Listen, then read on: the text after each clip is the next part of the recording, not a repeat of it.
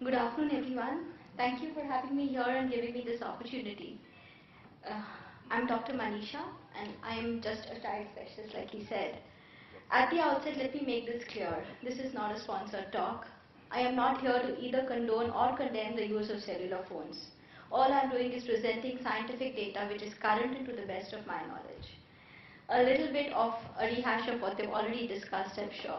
I'll first begin with this statement made by a Soviet, erstwhile USSR naturalist, Vernadsky, in 1926.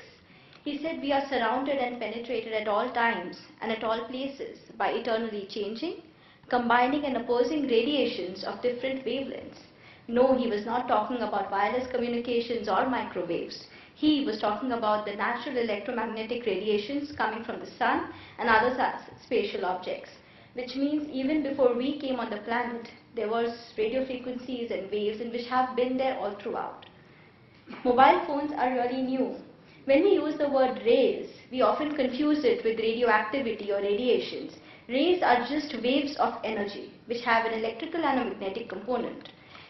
Commonly used term radiation just means rays, which is different from radioactivity, which definitely are harmful.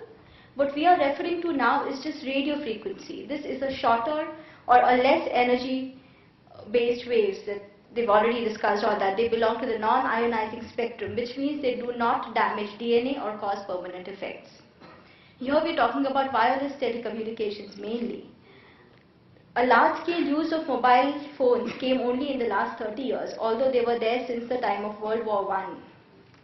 4.6 billion users in the world as of end of 2009, of which India is the second largest with more than 652 million consumers and rapidly increasing. It's probably second only to the US. Have we seen any problems? No. But have we seen a lot of benefits because of use of cellular phones? I'm sure all of us agree. As everybody here, especially the doctors, would agree, we doctors are one of the most heaviest users of mobile phones, if I may use that term, with people calling up at all times of the night. If scientific data showed a problem, we would be the first to throw them out, but no, we still keep using them. They operate at lower frequencies from 470, which of course everything has been discussed. Now the use of mobile phones cause emission of radiations in two ways. One is the towers and the antenna. The second is the antenna in the handset that we use. There are guidelines and standards which have been adopted by our government and the telecom authorities since June 2008. They basically deal with what has been discussed, that specific absorption rate, that's the amount of energy absorbed by the body. There are guidelines. The US guidelines have set a limit of 1.6 watts per kilo. The ICNIRP that we are following under European is 2 watts per kilo. Although the actual emission is almost 100 times lesser than this, and it has, like Dr. Raju said, they have calculated it and proven it that it is less in India. So we need not worry about the safety of ourselves when we are getting exposed to this rays. What I am talking about is that do these frequencies, even in this low levels, affect us? When we use the word affect, what do we mean? A biological effect occurs when a change can be measured in a biological system after the introduction of any stimulus. This does not necessarily mean a biological hazard. An effect is different from a hazard. A biological effect only becomes a safety hazard when it causes detectable impairment in the health of the individual or his or her offspring. We are not debating whether or not there is any effect of these radiations. There is, which is what we are measuring. All we are saying is that it is not harmful. The effects again are predominantly of two types. That's thermal effects and non-thermal effects. Thermal effects are because of direct heating, which are easier to understand. Again, let me quote this from the WHO guideline. The level of temperature increase is less than that obtained during exposure of the head to direct sunlight. That's how low the energy that is transmitted. The non-thermal effects are more difficult to analyze and understand. Some say that they may be only because of the thermal effects, whereas some say it's because of many things. One important thing here is electromagnetic hypersensitivity. There is something called the placebo effect in medicine, where you have vague symptoms and you just don't give anything, give a medicine that doesn't have an effect, yet the patient feels better. That's placebo. There is a contradictory word called nocebo effect, meaning where you perceive a damage and therefore feel it, although there isn't. That is what is electromagnetic hypersensitivity, feeling of vague complaints when really it cannot be attributed to this problem. One proven side effect or hazard is use of mobile phones during driving, which fortunately we have strict rules against and we never should. All the other postulated harm effects in terms of cognition, that's neurological use, genotoxicity, that's damage to the DNA, or carcinogenic effects, that's cancer-related effects, have not been proven by any study. I have a few studies here to quote.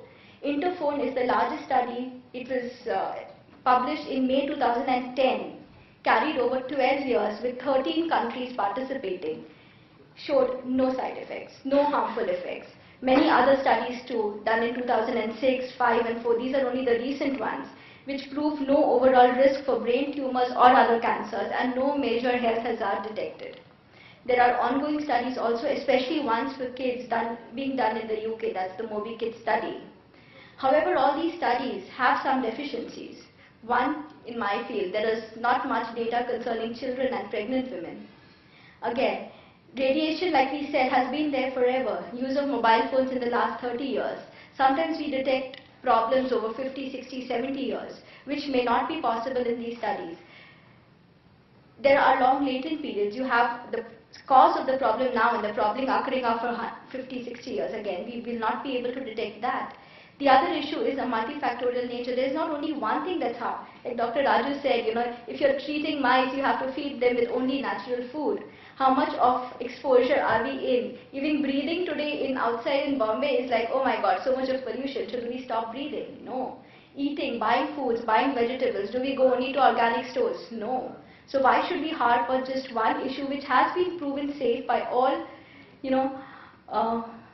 time and tested kind of thing? Why should we really worry about it? And the other issue is that most of these studies have basically dealt with cancers. The facts till date, although the radio frequencies emitted from the use of mobile phones have a biological effect, they are not hazardous, especially if the guidelines of emission are followed, which thankfully in India are. So we need not worry.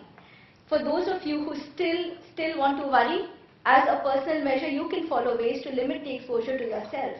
To know that, first you should know what causes an increase in exposure, the number and duration of calls that you make from your cell phone, the amount of cell phone traffic at a given time, the distance from the nearest base station.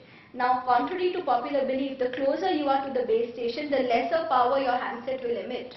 So having a base station above your building and staying in is actually it's safer for you using your cell phone at home.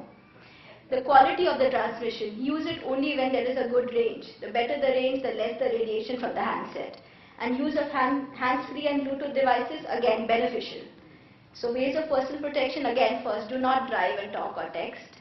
Use standard manufacturer make which specify the SAR on the user guidelines. Avoid fake telephones. Text instead of call whenever possible. Always use a phone in a good reception. And if you want to, you can use a Bluetooth or a hands-free device and keep the phone away. No point keeping it in your pocket and then using a hands-free. Doesn't make sense. Special precautions for people who use electronic medical devices, like Dr. Siddharth said, even people with pacemakers can safely use handphones if they just keep it 10 centimeters away. Most of the medical devices nowadays come with radio frequency immunity. They are up to a certain level not hampered by these, and most of the products have that, so check the product that you are using. Also, the presence of a transmitter tower, even at a distance of 5 meters, does not affect the functioning of any medical devices. Even in the hospital, there is no harm. Coming to the use in children, the WHO states, the scientific evidence does not show a danger to any user of cell phones from radio frequency exposure, including children and teenagers. However, some countries still give precautionary advice. Now, I will say that there are greater risks from the environment, greater risk from eating out, greater risk from breathing out and everything. So again, computers also emit radiation. Sitting in front of the computer for 10 hours, safe or worse, nobody knows. But we condone that. We say no problem, go ahead. So why not use a phone? Restricted use of a cell phone only because as a part of a good growing practice in a child, more of physical activity, outdoor activity and actual interaction with people is better for the growth. Only for that reason I would say do not encourage cell phones in the school, let the children play and talk to each other rather than chat on the phone, not for any other reason. In pregnant women, there was a study published in 2008 in the Journal of Epidemiology, a Danish study conducted in 13,000 pregnant women. Now it said there is some association between mobile phone use in the mother and behavioral problems in the children. However, the percent was 54. 54% in mother, out of 100 children who had behavioral problems, 54% mothers use mobile phones and 46 did not use. Now is that a significant difference? No. 46 and 54 is like, it could be here or there. Again, if you are pregnant, you are concerned, follow the precautionary principles, but do not fret over it, do not lose sleep over it. In conclusion, so far the use of mobile phones has not been found to be a health risk. The installation of transmitting towers does not pose a threat to people living near or around them. But weigh the benefits against the hazards and the risk against the rewards. Don't pick up the phone when you're driving. Apply common sense and caution. Prudent use is the logical guideline. Meanwhile, the controversy, the debates and the research continue. Thank you.